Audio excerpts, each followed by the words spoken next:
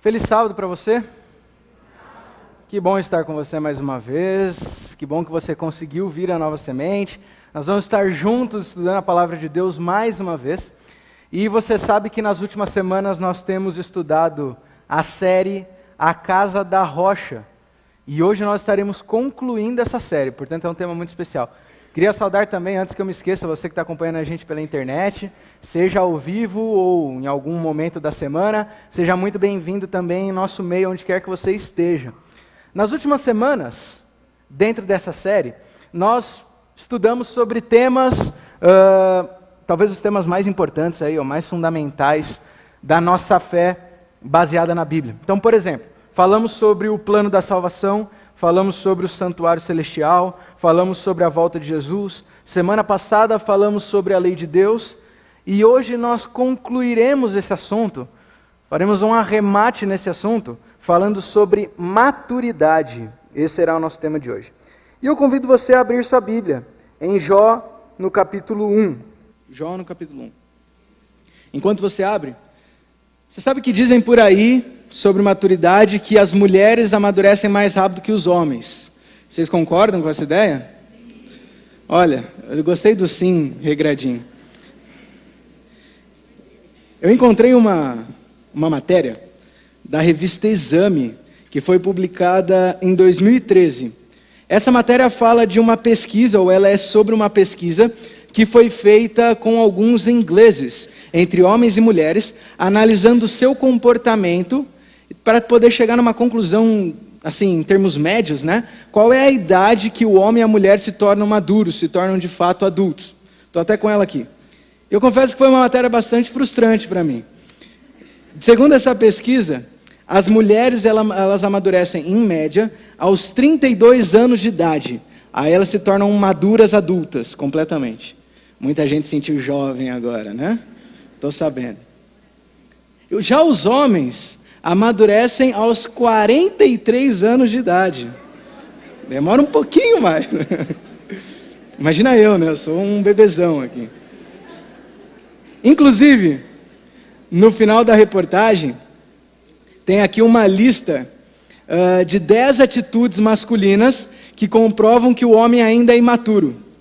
E eu não devia ter lido essa lista, porque eu me li perfeitamente em 9 deles. Então, quem sabe um dia eu leio para vocês. Bom, maturidade. Fato é que chega um momento na vida, chega um instante na vida de qualquer pessoa, não importa de onde você vem, não importa o que você faz, que você vai ter que amadurecer. Em certo momento a vida vai pedir de você, vai exigir de você uma mudança no modo de ver o mundo. E você começar a encarar os fatos de uma outra maneira, de um outro ponto de vista. O interessante é que na nossa vida espiritual, a mesma coisa acontece. Na nossa vida espiritual, nós também precisamos amadurecer. É mais ou menos assim. Imagina que quando você conheceu Jesus, você ouviu falar desse Deus Salvador, desse Deus de amor, você se tornou um bebê. Um bebezinho lá dentro da barriga da mamãe. No momento que você aceitou Jesus, entregou sua vida através do batismo, e agora você começa a seguir esse Jesus, é como se você tivesse nascido, e agora você se torna uma criança, um juvenil espiritual. O grande problema nosso é que muitas vezes o nosso desenvolvimento espiritual para por aí. E a gente vive uma infância espiritual durante a vida inteira, quando na verdade nós precisamos também amadurecer. A gente não pode parar no ponto da infância. Nós precisamos buscar uma idade adulta, uma maturidade espiritual. Mas o que significa isso de fato? Como de fato podemos amadurecer? Ou o que significa essa expressão? Jó capítulo 1, verso 1, começa a nos dar uma boa ideia do que significa maturidade espiritual. Nós já oramos algumas vezes e eu queria convidar você a mais uma vez fechar seus olhos, pedindo a instrução de Deus nesse momento que vamos ler a sua palavra. Senhor Jesus, mais um sábado estamos aqui, Senhor. Nós te louvamos porque o Senhor nos trouxe até a tua casa, ou porque o Senhor nos deu condições de em algum lugar assistir pela internet, porque queremos todos juntos, não importa onde, aprender um pouquinho mais de ti, Senhor. Por isso nós já cantamos, nós já oramos, inclusive ofertamos, mas nesse momento nós estamos abrindo a tua palavra para ouvir apenas e tão somente a tua voz. Por favor, Senhor, mais uma vez, fala aos nossos ouvidos, que possamos escutar apenas o Senhor e nada mais. Nós oramos em nome de Jesus. Amém. Jó capítulo 1, verso 1, diz assim: Havia um homem na terra de Uz, cujo nome era Jó, homem íntegro e reto, temente a Deus e que se desviava do mal. A história de Jó é uma história que me chama muita atenção. E o verso 1, ele apenas faz uma introdução de quem era Jó. É bem verdade que nós poderíamos fazer um estudo apenas sobre o capítulo 1 de Jó. Quem vai no começo sabe disso. Mas eu queria me ater a essas características que a Bíblia descreve de Jó. A Bíblia descreve 4 características de Jó. Primeira coisa, ele era um homem íntegro, ou seja, um homem honesto. Ele era um homem reto, ou seja, um homem correto, fazia tudo certinho. Temente a Deus, alguém que era fiel a Deus. Mas a Bíblia termina dizendo que Jó se desviava do mal. O que significa se desviar do mal? Existe uma ilustração que eu gosto de fazer algumas vezes. Imagine o seguinte: imagine que esse púlpito, ele é uma espécie de uma linha que vai até o final ali, e ele divide o certo e o errado. Ele divide o bem e o mal, o plano de Deus e o pecado. Então vamos supor que desse lado aqui está representada a vontade de Deus e a sua lei e tudo que Ele quer para a gente, seu plano. Muito bem. Desse lado da linha, ou do outro lado da linha, eu tenho justamente o pecado. Eu tenho se afastar de Deus, eu tenho ir contra a vontade de Deus. Então, se eu estou desse lado, eu estou fazendo o que Deus pede. Se eu estou desse lado, eu estou em pecado. Quando nós nascemos pecadores, então nós nascemos desse lado de cá, do lado do pecado, do lado da maldade. Mas, um dia eu conheço Jesus.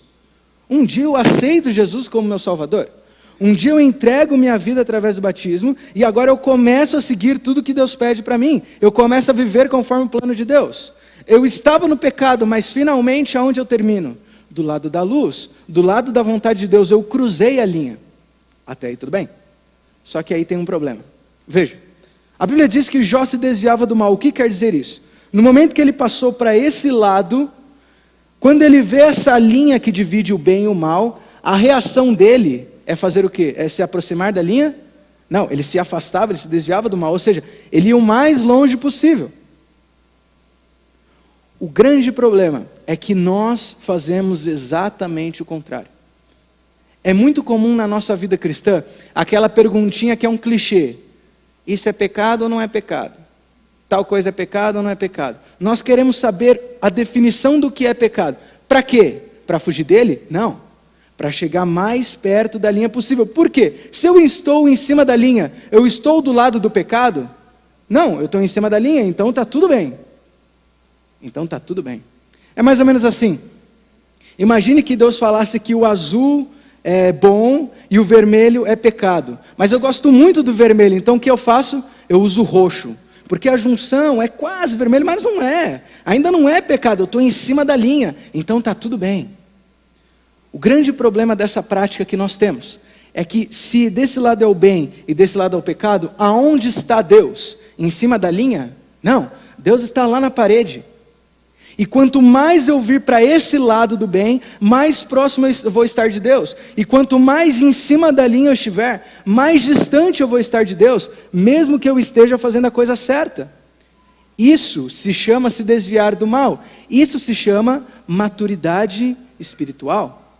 E aí eu queria que você gravasse essa frase: maturidade cristã não é deixar de fazer o errado. Isso é conversão. Maturidade cristã é buscar fazer o mais certo possível. É diferente. Você não só deixa de fazer o errado, como você busca fazer o mais certo possível. Porque na vida existem coisas que talvez são não erradas, mas não é o mais certo possível, não é o ideal. E o cristão maduro, ele sempre busca fazer o mais certo possível. É uma grande diferença. É como Paulo diz em 1 Coríntios capítulo 10, verso 23. Tudo me é lícito, mas nem tudo me convém. Mas o que significa na prática? Ou melhor, como eu posso na prática amadurecer espiritualmente. Pastor, qual é o processo que eu tenho que passar para eu poder amadurecer espiritualmente? Para eu poder mudar meu ponto de vista, para eu poder mudar o modo como eu encaro as coisas de Deus? Para tentar responder essa pergunta, nós vamos nos próximos minutos analisar 3 etapas fundamentais para o desenvolvimento da maturidade cristã. Se você está cansado da mesmice de perguntar o que é pecado e o que não é, convido você a anotar aí 3 etapas fundamentais para o desenvolvimento da maturidade cristã. E a primeira etapa é olhar. Olhar. João capítulo 5, verso 39. Evangelho de João, capítulo 5, no verso 39.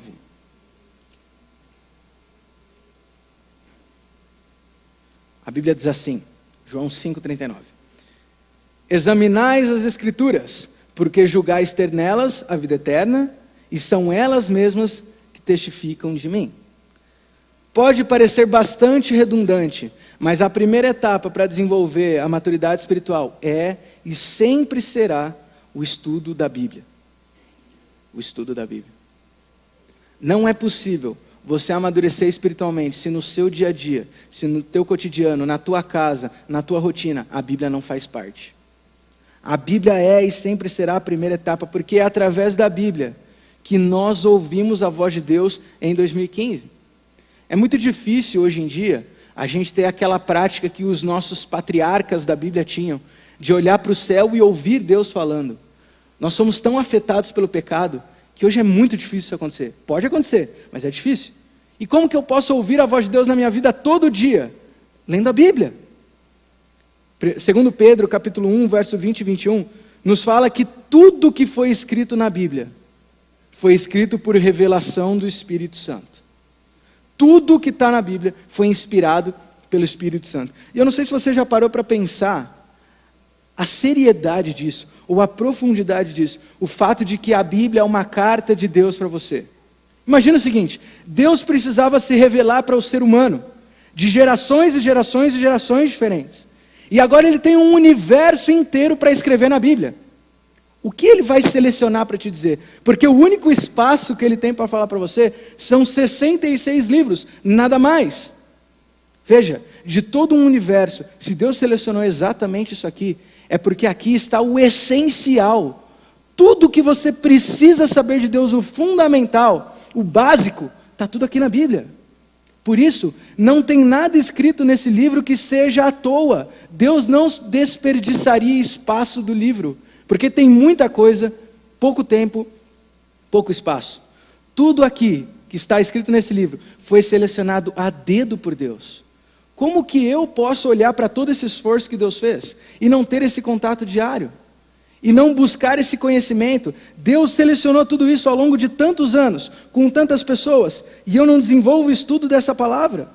Nada que está na Bíblia, nada que está escrito na Bíblia é à toa. Tudo está aí por alguma razão. Por isso que o estudo da Bíblia é muito importante, o estudo diário. Na verdade, uma ilustração que ajuda a entender é que a Bíblia, ela é como um remédio, que com doses diárias nos apresenta a cura para o pecado. Mas as doses são diárias, eu repito. Acontece que talvez algum de vocês aqui já tenha lido a Bíblia alguma vez e assim que terminou de ler aquele verso, olhou e pensou, não faço a mínima ideia do que isso aqui está dizendo.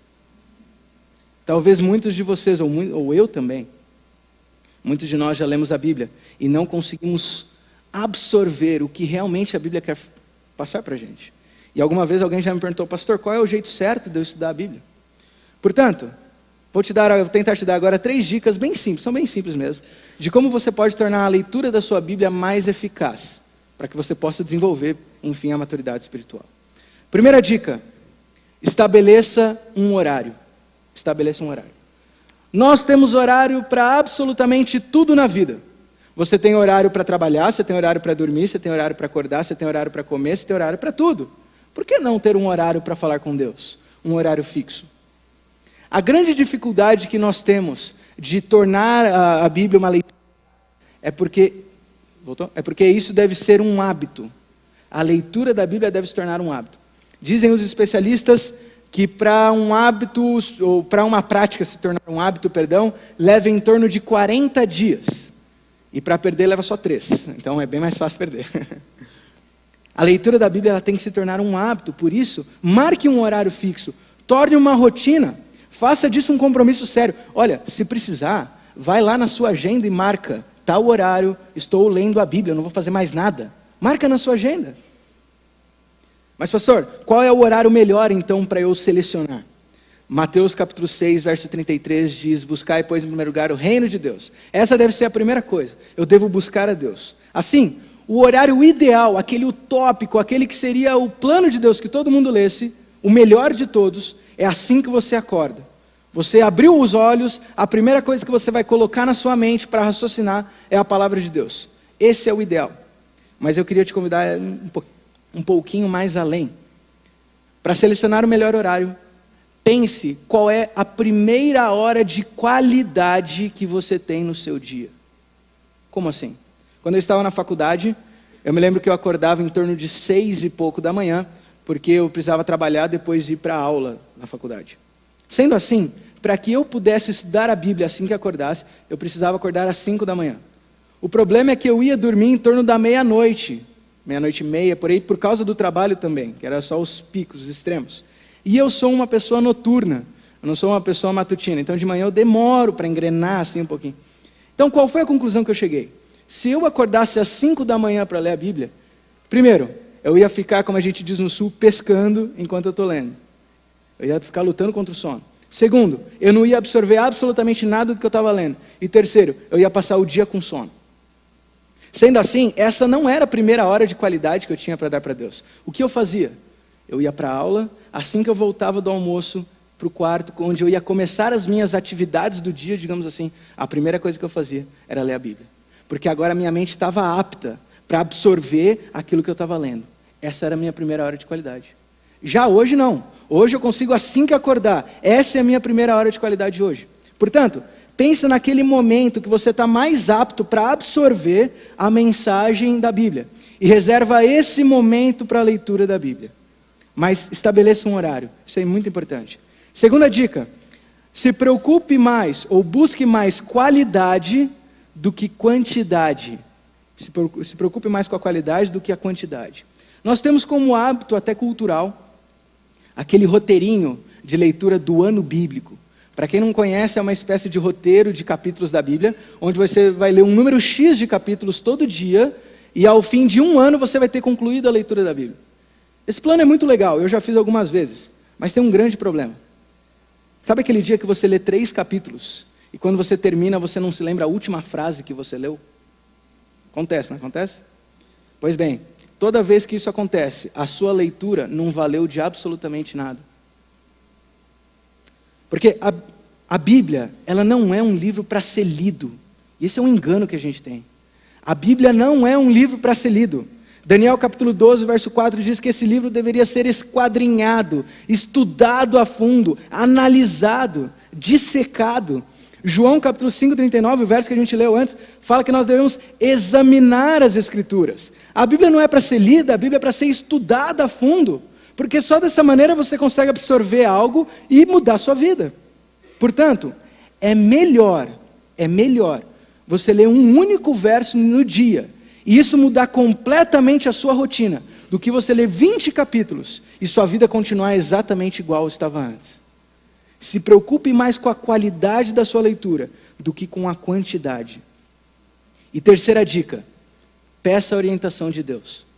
O mais precioso de tudo isso é que o mesmo Espírito que inspirou os profetas a escreverem a Bíblia, ele também nos ajuda a entender o que a Bíblia quer dizer. Portanto, não ouse abrir a sua Bíblia e ler sem antes pedir a orientação de Deus. Ou você simplesmente estará lendo um livro de histórias. Peça a orientação de Deus.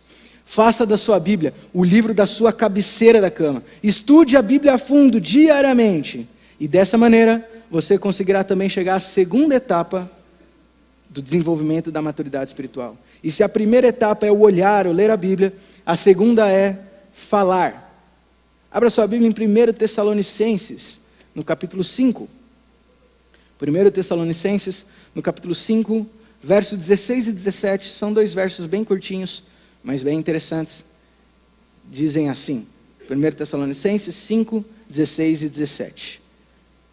Regozijai-vos sempre, orai sem cessar. Orar sem cessar. O que significa orar sem cessar? Será que a Bíblia está dizendo para mim que eu preciso entrar no meu quarto, ajoelhar e passar o dia inteiro orando e me alienar de qualquer outra atividade do mundo? Não. Não. Como eu posso orar sem cessar?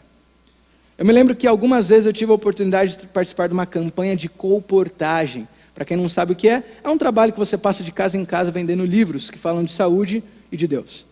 É um trabalho bastante desgastante física e emocionalmente, mentalmente. Você está sozinho o tempo inteiro, andando debaixo do sol, quando não é chuva, e falando com um monte de estranho que não está muito interessado no que você está falando. Então é um negócio meio curioso. E eu me lembro que nesse momento da colportagem, a única pessoa que eu tinha para conversar era Deus. Então eu fazia mais ou menos assim. Quando eu saía de uma casa, que eu tinha acabado de conversar com a pessoa, eu contava para Deus o que tinha acontecido. Então eu falava para ele assim, falando alto na rua, quem olhava de longe devia ser meio louco, achava meio louco, né? Falando assim, Senhor, essa casa foi boa, hein? Nossa, vendeu, beleza, tal. Aquela outra casa ali, não, essa não vai ter futuro, vamos para a próxima. Essa aqui tem cachorro, vamos para... E eu ia comentando com Deus. Eu não falava nada do tipo, Senhor, me abençoa, ó grande Deus que estás nos céus. Não, simplesmente conversava. E esses eram os momentos que eu mais me senti perto de Deus na minha vida. Porque eu batia papo com Deus. Eu estava trocando uma ideia, como se diz por aí, com Deus. Isso é oração. Na verdade, orar sem cessar na Bíblia vai muito além. A ideia de orar sem cessar vai muito além da ideia do orar o tempo todo. Orar sem cessar significa levar uma vida de oração. Levar uma vida de oração. Orar sem cessar não é passar o dia inteiro de joelho. Orar sem cessar é mesmo quando você levantar, você ainda continua orando. Porque orar é conversar com Deus. E você não para de conversar com Deus em momento nenhum. Você está no trânsito? Conversa com Deus. Você está no trabalho? Conversa com Deus. Converse com Deus o tempo inteiro. A sua vida tem que ser uma oração. É isso que significa orar sem cessar. Não importa onde você está, o que você está fazendo, você continua se comunicando com Deus. E aí muita gente também pergunta, mas pastor, qual é o jeito certo de orar? Porque eu não sei orar. O que eu tenho que falar na oração? Mateus capítulo 6 nos dá as 2 dicas de como orar certo. E você vai ver como é fácil. A primeira dica está no verso 6. E a dica é, esteja a sós com Deus. Essa é a primeira dica para uma oração de verdade. Esteja a sós com Deus. Aonde você estiver, seja em casa, seja no trabalho, seja na igreja, seja no metrô, se você quer falar com Deus, procure um lugar onde ninguém vai te perturbar. Sabe aquela oração que você vai fazer para abrir o coração para Deus? Fecha a porta do seu quarto. Procura um lugar em silêncio, onde não tem TV ligada, onde não tem ninguém conversando, para você se concentrar apenas e tão somente na conversa com Deus. Você tem que estar livre, se sentir à vontade para abrir o coração. A segunda dica, que está no verso 7, fale o que está exatamente no seu coração, do jeito que está saindo. Uma grande ilusão que nós temos é aquela ideia de que na oração eu preciso ter um linguajar e um tema específico para falar. Não. A oração, Jesus ainda diz que não é para você ficar repetindo frases. Na oração é para você simplesmente abrir o coração. Eu gosto sempre de contar de um colega que eu tive no ensino médio, que quando ele orava assim, Senhor, muito obrigado pelas meninas do colégio, porque elas são muito bonitas, obrigado porque o Senhor deu a gente para elas. Ou elas para a gente. E eu me lembro que a primeira vez que ele orou assim, nessas palavras, eu dei risada no meio da oração, porque sabe que segurando para não rir. Mas quando terminou, eu pensei assim, puxa vida, ele orou. Ele falou que estava no coração. Por que não agradecer a Deus pelas meninas? Claro que sim. Ele foi sincero, se era isso que estava no coração dele. Orar é conversar com Deus. Diz aquela frase que a oração é a respiração da alma. Portanto, se você quer orar, o único segredo é abra seu coração a Deus. Seja sincero no seu linguajar, com as suas palavras, com aquilo que realmente te preocupa. Fala isso para Deus, que você estará conversando, você estará orando. E a terceira etapa para desenvolver a maturidade cristã é agir. Você leu a Bíblia, você orou, agora você precisa agir. Mateus capítulo 28, verso 19 e 20.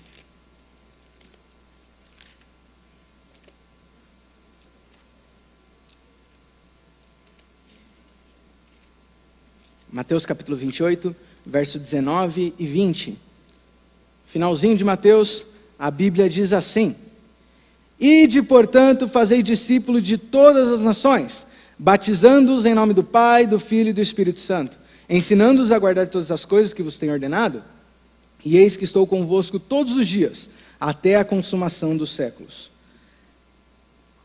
Essa ordem que Jesus deu aos discípulos foi a última missão que Jesus deixou com eles antes de voltar aos céus. E a missão é, eles deveriam sair e pregar.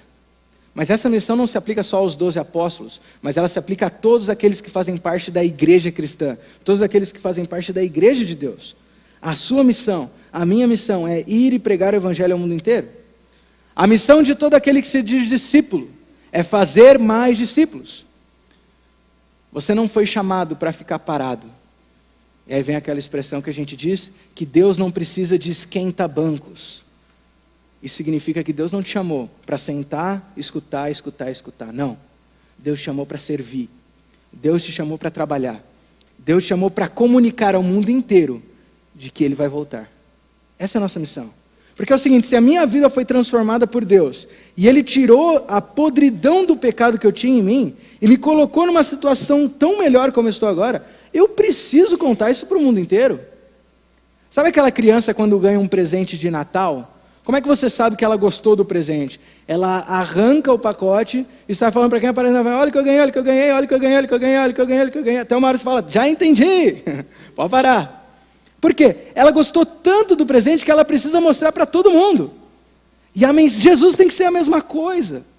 Se Deus ele é tão bom quanto a gente fala, se o amor de Jesus é tão transformador quanto a gente fala, eu preciso dividir isso com o mundo. Lucas capítulo 6, verso 45 diz que a boca fala do que o coração está cheio. Pois se isso é verdade, eu vou falar de Cristo, porque o meu coração está cheio de Cristo. Pregue Jesus, fale dele ao mundo inteiro. Essa é a terceira forma de você alcançar a maturidade cristã. Você percebe como o desenvolvimento da maturidade vai muito além de atitudes? Na verdade, maturidade cristã ou maturidade espiritual é uma mudança do ponto de vista. Quando você desenvolve a maturidade, você muda a forma como você encara as coisas, para então culminar em atitudes diferentes. Buscar a maturidade é passar a ver a religiosidade, o relacionamento com Deus, de uma outra maneira. Porque maturidade é colocar Deus à frente e no centro de absolutamente tudo o que acontece.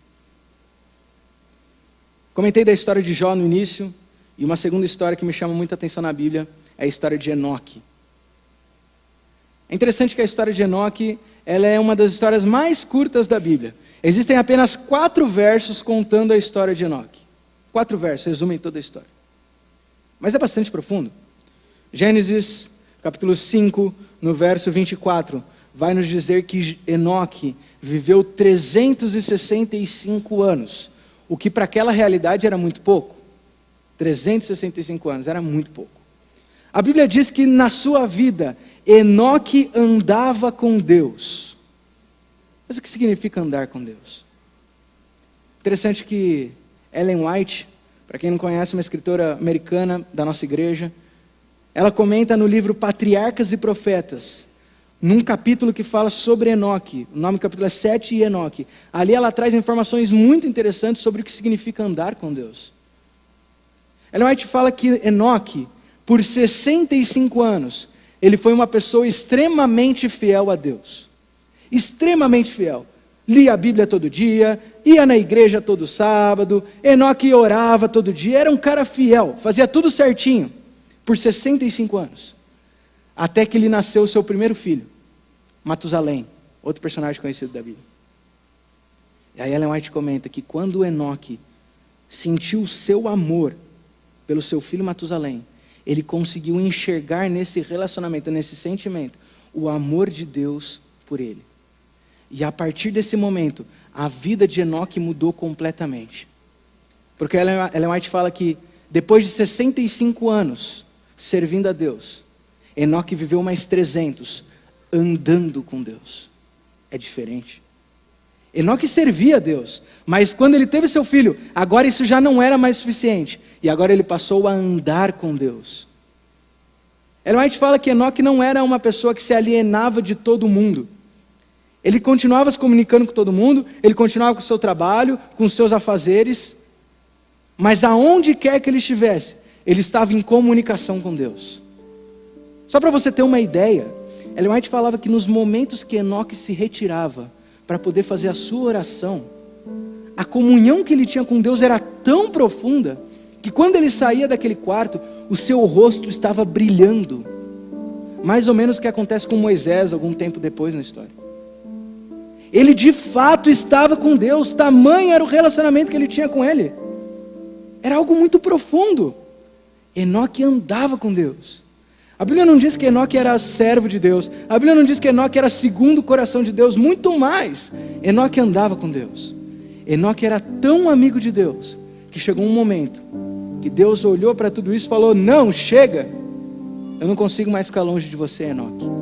E aí a Bíblia vai dizer que Deus tomou Enoque para si. Enoque foi transladado para o céu. Você já parou para pensar nesse ponto? A Bíblia menciona 3 pessoas que foram levadas ao céu. Primeiro, Moisés, que morreu, foi ressuscitado e foi ao céu. Elias, o segundo, que não morreu, mas foi levado numa carruagem de fogo ao céu. E nós costumamos dizer que cada um desses personagens representa um grupo no momento da volta de Jesus. Moisés representa aqueles que morreram aguardando a volta de Jesus e vão ressuscitar e reinar com Cristo. Elias representa aqueles que nunca morreram, mas que em vida ainda serão transformados e levados ao céu. E eu te pergunto, quem Enoque representa? Que grupo Enoque representa? Ninguém. Isso é que eu acho mais poderoso na história de Enoque. Enoque não representa ninguém. Enoque é um ponto fora da curva. Enoque ele nem é relevante para a história da redenção, falando assim sinceramente. Mas ele foi tão amigo de Deus, mas tão amigo de Deus, que Deus o tomou para si. O que mais me toca nessa história é que se Enoque, que era uma pessoa comum, como qualquer outra, teve essa amizade tão grande com Deus, por que eu não posso? Talvez eu não sou um líder de Israel como Moisés, talvez eu não fui um profeta poderoso como Elias foi, mas eu posso andar com Deus como Enoque andou. O grande segredo de Enoque era que quando ele via o pecado, assim como Jó, ele se desviava do mal, ele se afastava do pecado. Enoque não estava satisfeito em fazer o certo, Enoque queria fazer o mais certo possível. Enoque não estava satisfeito em fazer 5 minutos de oração em casa e tá bom. Enoque não estava satisfeito em ler 15 minutos da Bíblia e já cumpriu a meta do dia. Não, Enoque queria mais. Enoque passava o dia inteiro falando com Deus. Enoque andava com Deus. Enoque desenvolveu a sua maturidade espiritual. Será que você também não quer mudar o seu modo de ver a vida? Será que você também não precisa, como Enoque, de um chacoalho para mudar a maneira como você encara a espiritualidade? Será que você não precisa parar de simplesmente servir a Deus e passar a andar com Deus, a ser o melhor amigo de Deus? Chega dessa vida de pecado ou não pecado, a gente já passou dessa fase. Para de se preocupar com o que é errado, se preocupa qual é o mais certo possível. Para de olhar para Deus e perguntar por que Ele fala que tal coisa é pecado. Comece a se preocupar como você pode estar exatamente do lado dele e não atrás. Essa vida é muito superficial. Essa religiosidade de 5 minutos de Bíblia é muito pouco. Nós precisamos de mais. Nós precisamos nos afastar de vez do mal. Se você tem esse desejo, assim como eu, de mudar o modo de ver, de passar a encarar a vida de outra maneira, de começar a andar com Deus, eu te convido a nessa manhã cantar uma música que fala exatamente do resultado que Enoque teve.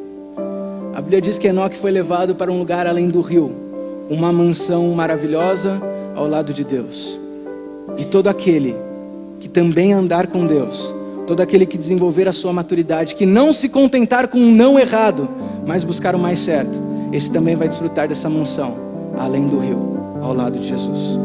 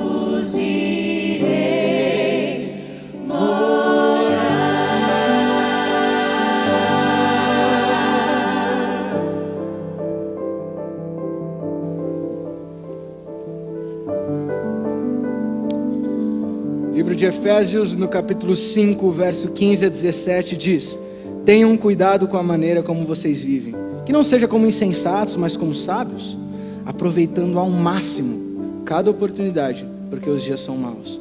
Portanto, não sejam insensatos, mas procurem compreender qual é a vontade do Senhor. Que nós possamos parar de se contentar com o não errado e buscar a viver ao máximo a vontade de Deus. Senhor Jesus, mais uma vez, nós te louvamos porque um dia o Senhor nos tirou do lugar que estávamos. O Senhor nos tirou do meio da podridão do pecado. O Senhor nos deu uma nova vida. O Senhor nos restaurou. O Senhor nos recriou. O Senhor nos deu uma nova chance, meu Deus. E hoje nós podemos andar em novidade de vida. Mas, Senhor, chega um momento que simplesmente saber o certo e errado, simplesmente estar em cima da linha já não é mais o suficiente, Senhor. Nós queremos continuar crescendo. Nós queremos continuar sendo transformados como um dia fomos por Ti. Nós não queremos ficar apenas do lado certo, nós queremos estar exatamente do Teu lado, Senhor. Nós já não queremos mais andar atrás de Ti, nós queremos andar junto contigo. Meu Deus, muda a nossa forma de ver. Nos ajuda a amadurecer espiritualmente, Senhor. Muda o nosso ponto de vista da religiosidade. Nós não queremos mais essa vida de pecado ou não pecado. Nós queremos a vida da plena e santa vontade Tua, Senhor. Até que um dia o Senhor volte e de braços abertos chame pelo nosso nome como chamou de Enoque. E o Senhor nos tome para si, Senhor, para morar contigo eternamente no lar celestial. Em nome de Jesus nós oramos. Nosso melhor amigo. Amém. Que Deus te abençoe. Que você possa ter uma semana andando ao lado de Deus.